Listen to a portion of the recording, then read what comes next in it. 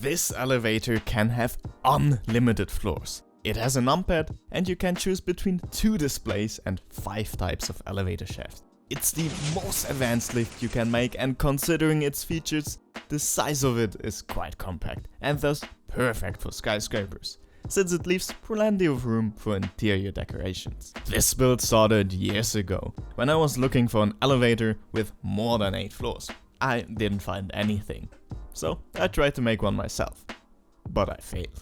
Fast forward a few years and I was in college, where I took an introduction to computer science course, which also led me to watch some videos about computational redstone. Then I saw a video about a binary decoder. I immediately knew I could use that to make an infinitely expandable floor selector for my lift. A binary decoder can take a binary number which consists only of 1 or 0, called bits, and convert that to a corresponding output. When the input is 1010, which equals 10, the 10th output will be activated. Here is one section of the decoder. A 0 is off and a 1 is on.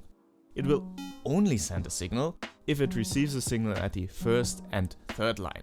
Sending a signal over those lines turns off the redstone torches and the redstone rail will turn off. If you also send a signal on the 2nd or 4th line, the torches will still turn off, but the rail now gets powered by the 2nd or 4th line and stays on.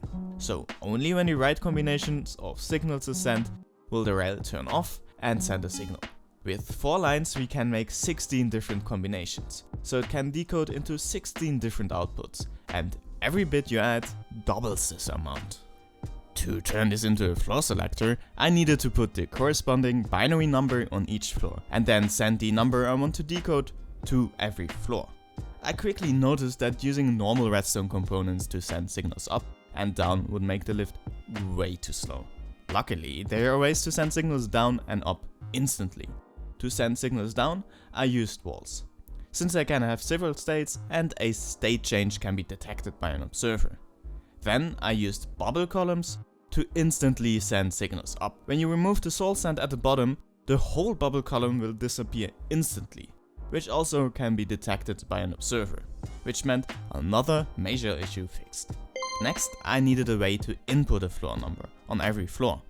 I started with a binary input, which is not very user-friendly, but it didn't require any logic between the input and binary decoder. That's how I made the first version, and it worked very well. For version 2, I wanted a numpad as input. Making a working numpad for every floor was way harder than I thought, since it needs 12 buttons that all send a unique signal. And I also wanted extra safety features, since there could be problems with the input if it is being used by 2 players on different floors at the same time. So, all inputs needed to be locked until you unlock a floor, and only one floor should be unlocked at the same time. This way only one player can use the lift and the other one has to wait until they are done. Here is how I did that. Since I'm using walls to send the signal down, I can use a simple trick to prevent signals from traveling down. Walls send a signal by changing the state, which is detected by observers. And there is an easy way to prevent a wall from changing state. This wall is flat, so you can send the signal through it. But if anywhere along something touches the wall or there isn't a block to the side of it, every wall below that will change into this state. Meaning if you send a signal from the top, the signal will stop there since the walls below can't change the state anymore. This wall is used to unlock a floor. First, the block next to it gets moved, so a signal gets sent down, and no other signal can travel down that wall anymore. Then the signal is sent back up using a bubble column, and down the same wall from the top. The input that needs to be unlocked will be the only input reading from that wall. And once it receives the signal, it will unlock the input. There are now 11 more inputs.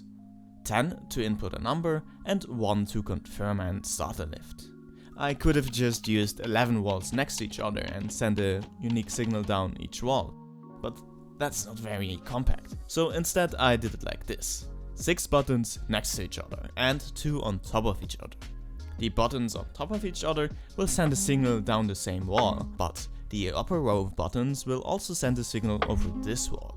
So each button will send a unique combination of signals, which then gets decoded at the bottom. But now we face another problem. The input does not send a binary number. So, after decoding the input, it needs to be encoded to binary. This only gives us 10 different numbers though. So, how can we add more? The current design has 2 digits, which are inputted after each other. So, if you first press 1 on the numpad, you're actually typing 10. And if you then press 2, it's actually 2, and you've typed 12. So, the first input needs to be decoded to 10, 20, 30, etc. And for the second input, 1, 2, 3. Then the first and second number need to be added to get one binary number that can be decoded to select the correct floor. Here's how addition works in binary. Start by adding the rightmost bits. If the sum is 0 or 1, it stays as the result. If the sum is 2, write down 0 and carry over 1 to the next column on the left. Repeat this process, moving from the right to the left, adding the corresponding bits along the way with any carried over values. The binary adder will then send the result to the decoder once you press the go button. Another very important component of this elevator is the display. There are 2 displays you can use, either this 7-segment display or a map display. The advantage of using a map display is that you don't need a big display on every floor, but you will have to hold a map. And depending on where you build the lift, it might look very cluttered, like doing it in a city where you can't just remove all the buildings shown on the map. Both the conversion to binary and the encoding of the display are done by the same section. I used a rail that sends a signal up and down via observers. Each number from 0 to 9 has its own rail. Here you can see where each rail has to send a signal. 7, for example, needs to send a signal 0, 1, 1, 1 for the binary conversion, and for the 7-segment display, segments A, B and C needs to be turned on. So the signal 1, 1, 1 and then 4 times 0 is sent. The display is not a normal 7-segment display. It only turns on the display on the floor that is unlocked. The act of unlocking the input will also unlock that display, and then it will receive the signal to the 7 sections over a bubble column.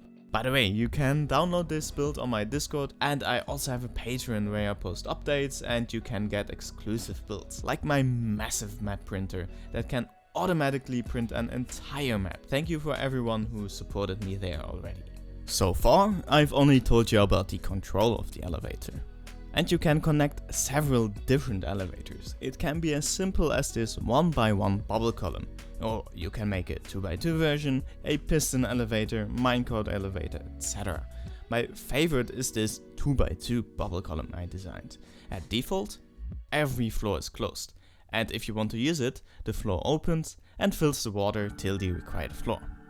Just like you can block a signal from traveling further down the wall, you can prevent signals from traveling up by removing the water source in a water column. The bubbles will then stop there. So, first a water source on the required floor is removed, then a signal is sent up which activates the dispensers with water buckets. So only the dispensers below the required floor will activate and the water will fill till the requested height. This is how the final system looks. Since all the logic is at the bottom, each floor is kept more compact. And if you would use the small bubble lift and a map display, this is how small it could be. Considering its features, I think that's quite good. Here's how it looks when put inside a skyscraper. Let me show you it in action. To start, click start. Then wait for the display and input your number. If you misclicked, you can simply input it again and the third number resets and your next input will be saved. Then, to confirm, click go. The display will reset and the lift takes you to your required floor. Then, after a while, the lift resets and it can be used again. I also added a timer, so when you press start, the system resets after a minute. That way the system doesn't get stuck if you don't click go. What do you think? Will you use this in your next skyscraper or mega base? Let me know what you would use it for. Or maybe tell me about a feature you think is missing. If you like this video, leave a like and consider subscribing. And go watch this video, it will blow your mind. Thanks for watching and bye!